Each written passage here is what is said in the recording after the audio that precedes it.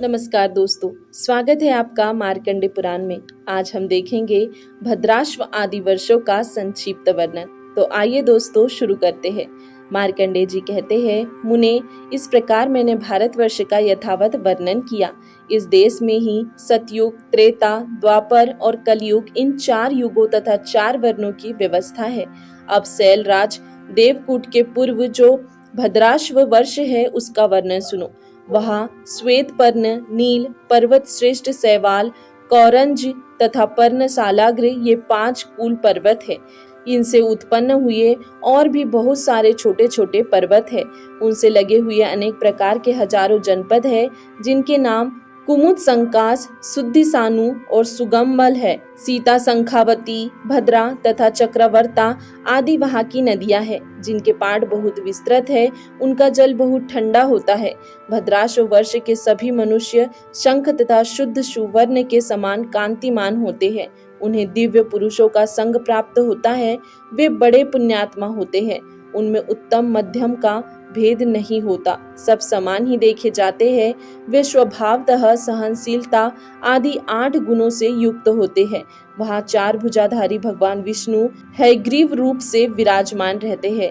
वे मस्तक, हृदय, लिंग, चरण, हाथ और 3 नेत्रों से सुशोभित है।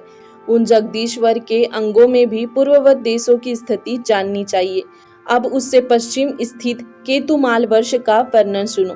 वहाँ विशाल, कंबल, कृष्ण, जयंत, हरि पर्वत, विशोक और वर्धमान, ये 7 कुल पर्वत हैं। इनके सिवा और भी बहुत से पर्वत हैं जहाँ लोग निवास करते हैं। उस देश में मौली, महाकाय, शाकपोत, करम्भक तथा अंगुल आदि सैकड़ों जनपद है। वहाँ के लोग वंक्षुश्यामा, अश्वकंबला, अमोघा, कामिनी, श्यामा तथा अन्यान्य सहस्त्रों नदियों के जल पीते हैं। उस देश में भगवान श्री हरि वराह रूप से विराजमान हैं।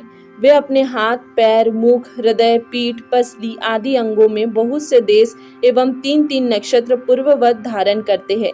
वे नक्षत्र भी पहले की ही भांति उन देशों के लिए शुभाशुभ सूचक होते हैं। मुनि श्रेष्ठ, यह मैंने केतुमाल वर्ष के विषय में कुछ बातें बताई है। अब मुझसे उत्तर कुरु वर्ष का वर्णन सुनो। वहाँ की भूमि मणिमय और वायु सुगंधित तथा सर्वदा सुख देने वाली है। जो लोग देवलोक से च्युत होते हैं वे ही उस देश में जन्म लेते हैं। उस देश में गिरिराज, चंद्रकांत और सूर्यकांत, ये 2 कुल पर्वत है। वहाँ भद्रसोमा नाम वाली महानदी पवित्र एवं स्वच्छ जल की धारा बहती हुई निरंतर बहती रहती है। इसके सिवा और भी हजारों नदियां बहती है। कुल पर्वतों के अतिरिक्त और भी अनेक पर्वत है तथा सैकड़ों एवं सहस्त्रों वन है, जहाँ अमृत के समान स्वादिष्ट नाना प्रकार के फल उपलब्ध होते हैं। उत्तर कुरु वर्ष में भी भगवान श्री कृष्ण पूर्व की ओर शीर करके मत्स्य रूप में विराजमान रहते हैं। उनके भिन्न भिन्न 9 अवयवों में 3-3 के क्रम में सभी नक्षत्र 9 भागों में विभक्त होकर स्थित है। इसी प्रकार वहाँ के देश भी 9 भागों में विभक्त है। उस देश में चंद्रद्वीप और भद्रद्वीप नामक 2 द्वीप हैं, जो समुद्र के भीतर स्थित है। ब्राह्मण, इस प्रकार मैंने उत्तर कुरु वर्ष का वर्णन किया। अब किम पुरुष आदि का वर्णन सुनो। वहाँ के स्त्री पुरुष रोग और शोक से रहित होते हैं।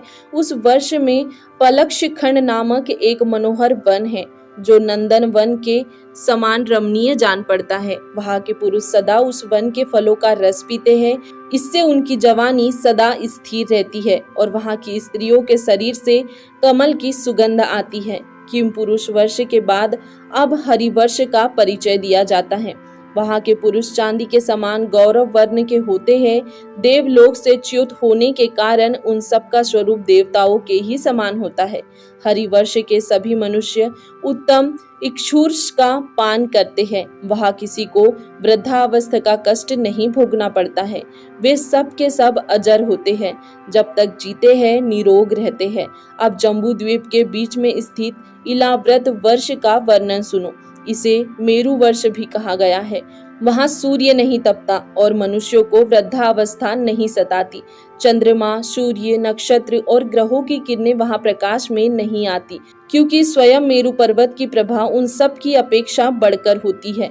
वहाँ के मनुष्य जामुन के फल का रस पीते हैं और कमल की क्रांति धारण करने के वाले, कमल के समान सुगंधित एवं कमल दल के सदृश विशाल नेत्र वाले होते हैं। इलाव्रत वर्ष के मध्य में मेरु पर्वत की स्थिति है। वह सराव यानी पूर्वे के समान नीचे पतला और ऊपर चौड़ा होता है। इसके बाद रम्यक वर्ष का वर्णन करता हूँ, सुनो। वहाँ हरे पत्तों से सुशोभित एक ऊंचा बरगद का वृक्ष है। उसी के फल का रस पीकर वहाँ के निवासी जीवन निर्वाह करते हैं, जो जरा और दुर्गंध से रहित तथा अत्यंत निर्मल होते हैं। एक दूसरे के प्रति प्रगाढ़ प्रेम ही उनका प्रधान गुण है। उसके उत्तर में हिरण्यमय नामक वर्ष है, जहाँ प्रचुर कमल वनों से सुशोभित हिरण्यवती नामक नदी बहती है। वहाँ के मनुष्य बहुत बड़े बलवान, तेजस्वी, यक्ष के समान सुंदर, महान पराक्रमी, धनवान तथा नेत्रों को प्रिय लगने वाले होते हैं। दोस्तों, आज के लिए इतना ही। इसके आगे हम कल के वीडियो में देखेंगे। तब तक के लिए धन्यवाद।